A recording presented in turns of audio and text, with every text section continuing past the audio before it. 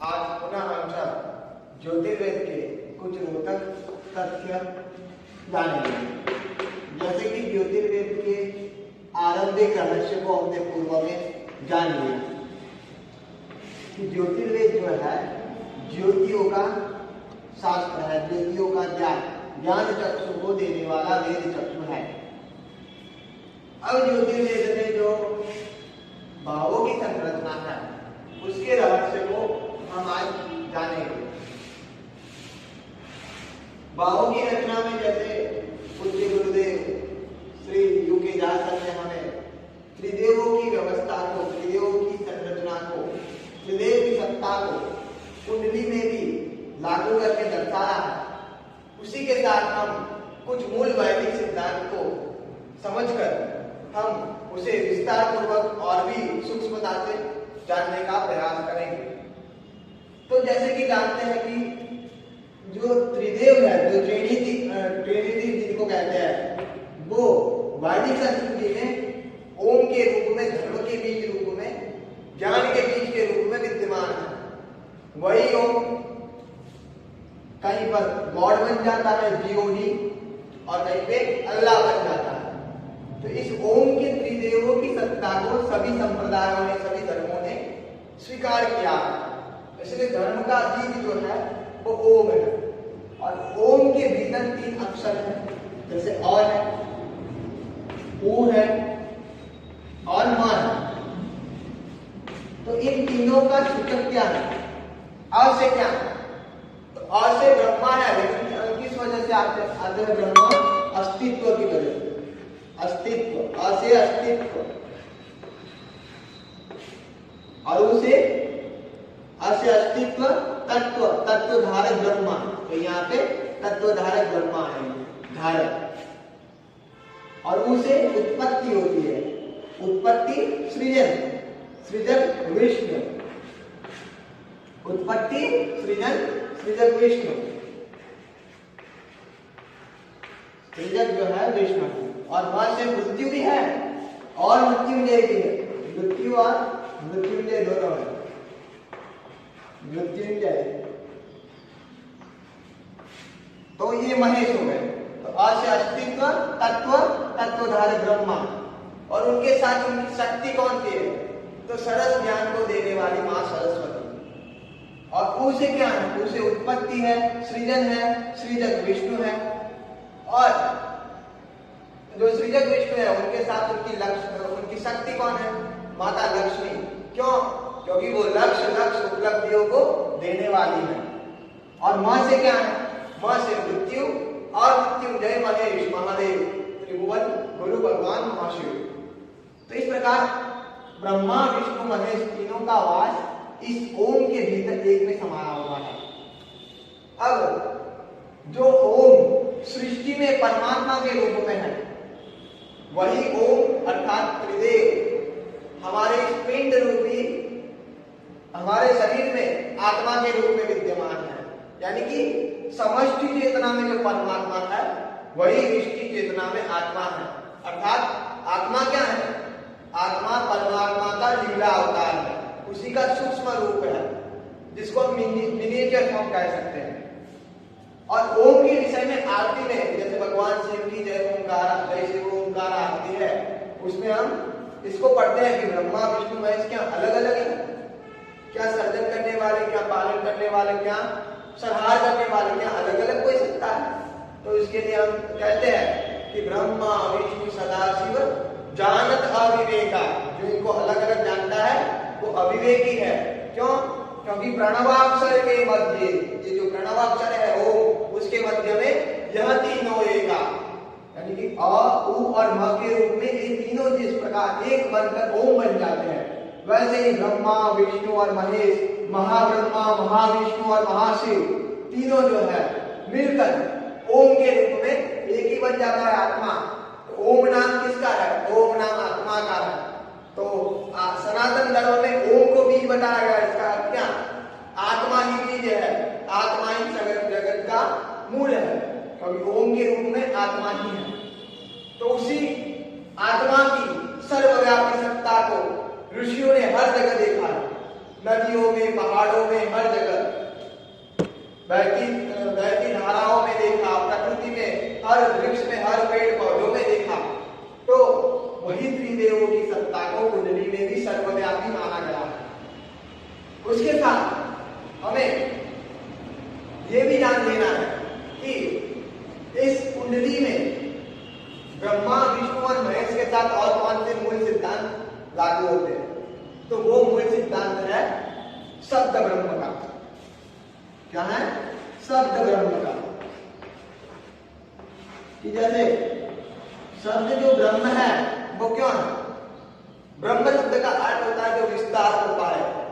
वैसे ही शब्द जो है वो विस्तार को पाता है तब वो शब्द ब्रह्म बन जाता है। तो वो विस्तार को कब पाएगा? क्या बाहर किसी को बड़े बड़े भाषण देते जब वो विस्तार को पाएगा शब्द? नहीं, वो गहन आत्मचिंतन से विस्तार को पाएगा शब्द, जिसको कहते हैं शब्द ब्रह्म। वो क्या है वस्तुतः? वो भीतर का विस्तार है। बाहर जितना विस्तार होगा उतना ब्रह्म फैलेगा, ब्रह्म। और भीतर जिसका शब्द का विस्तार होगा तो वो शब्द ही ब्रह्म बन जाएगा, क्योंकि उसका भीतर में आत्मचिंतन के रूप में उसका विकास होगा। तो उसी शब्द ब्रह्म की बात है। तो सदा से शब्द के माध्यम से अंग का और अंग के माध्यम से शब्द का द्योतक दर्शाया है। तो कुंडली में भी जैसे पहला भाव, दूसरा भाव, तीसरा भाव, ये सब है भाव। तो इसमें किसी एक निश्चित स्थान में कोई एक बात जो निश्चित की गई, उसके पीछे भी गहन ऋषियों का आत्मचिंतन रहा, प्रकृति का सूक्ष्म रहस्य रहा। अगर ये ना होता सूक्ष्म रहस्य तो ज्योतिष वेदांत में ना आता, धर्मशास्त्रों में ना आता, क्योंकि धर्मशास्त्र और वेद की जो बुनियादी धरातल है वो तर्कशास्त्र है। क्योंकि ऋषियों ने कभी तर्क से परहेज करने की बात नहीं की है। तर्क को भी शास्त्र मानकर तर्क को भी स्वीकृति दी है। क्योंकि जब सर्वव्यापी आत्मा किसी की बुद्धि का नियंत्रण अपने हाथ में भीतर रहते हुए नहीं लेता, तो कोई किताब या फिर कोई ग्रंथ या फिर कोई व्यक्ति, कोई गुरु, कोई आचार्य किसी व्यक्ति के निर्णयों को तर्क के बिना, अर्थात जो संवाद के बिना, तर्क के बिना उसको कैसे स्वीकार करना? तो ये सनातन धर्म की परिपाटी नहीं है। सनातन धर्म में तर्क भी एक शास्त्र है और तर्क शास्त्र के अंतर्गत ही भावों की संरचना को करता है। आज हम किसी भी आचार्य से, किसी भी टीचर से पूछे कि भावों की संरचना के पीछे कारण क्या है, लगभग उत्तर कोई नहीं दे पाता। क्यों? क्योंकि वो आत्मचिंतन लुप्त हो गया है। वो गहन जो भीतर का आत्मचिंतन होता है, वो गहन आत्मचिंतन अब एक आश्रित हो गया। तो इसीलिए हमें भीतर की राह को जानने के लिए, क्योंकि आत्मदर्शन, ज्योतिष की जो ज्योति है वो आत्म ज्योति है और वो हम सबके भीतर है। तो उसके लिए धनस्थ ऋषियों की जो प्रणाली है उसी का हमें निर्माण करना पड़ेगा।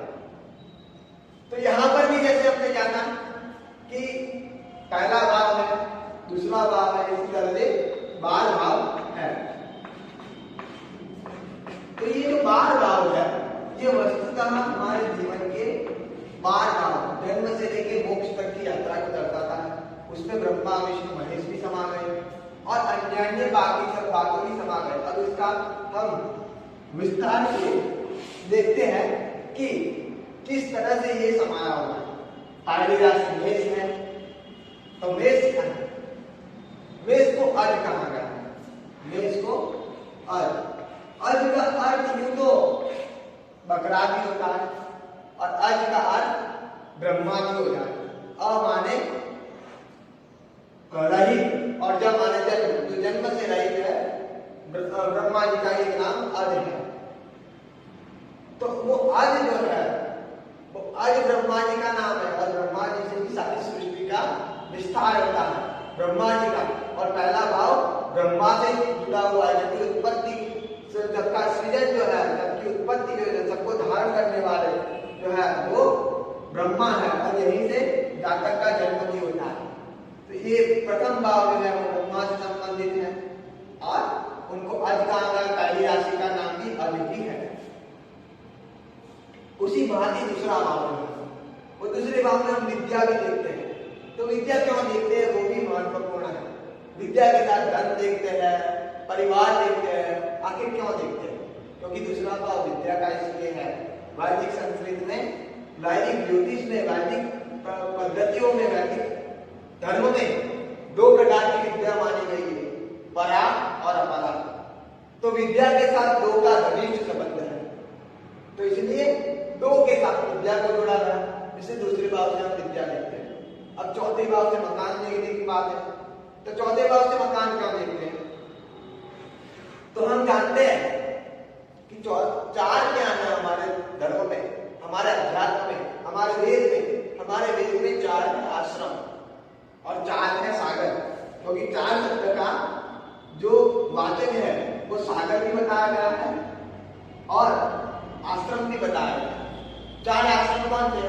ब्रह्मचर्य आश्रम, गृहस्थ आश्रम, वानप्रस्थ आश्रम और संन्यास आश्रम। तो आश्रम कहाँ पे है? जहां पे जीव आश्रित हो उसको आश्रम कहते हैं। और शरीर की विभिन्न अवस्थाएं, विभिन्न पड़ाव, वो भी आश्रम है। तो यहाँ पे चौथे भाव से जो चौथा भाव जो चार आश्रम को दिखाने वाला है, वो आश्रम अर्थात आश्रय। जीव का आश्रय वस्तुतः क्यों कहाँ पे रहता है? घर पर रहता है जीव का आश्रय। तो चार आश्रम जो हमारे चार आश्रय स्थान है, वैसे एक पारिवारिक आश्रय स्थान जो है वो हमें चौथे भाव से मिल जाता है।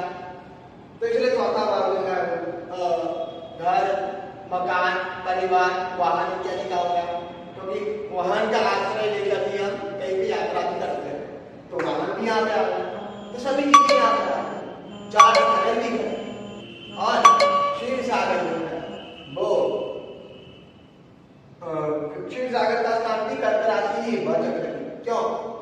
इसके पीछे भी गहन रहस्य है कि चार सागर जो है वो हमें क्षीर सागर को दर्शाता है, और जो क्षीर सागर है वही हमारी उत्पत्ति है, वही हमारी जननी है।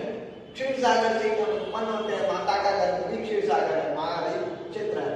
इसी तरह से आगे हम समय की अभी मर्यादा है, तो आगे हम इसको विस्तार से जानेंगे कि किस प्रकार ब्रह्मा, विष्णु और महेश इस पूरी कुंडली में व्याप्त है, और इस तरह बाकी के रहस्य को भी जानेंगे।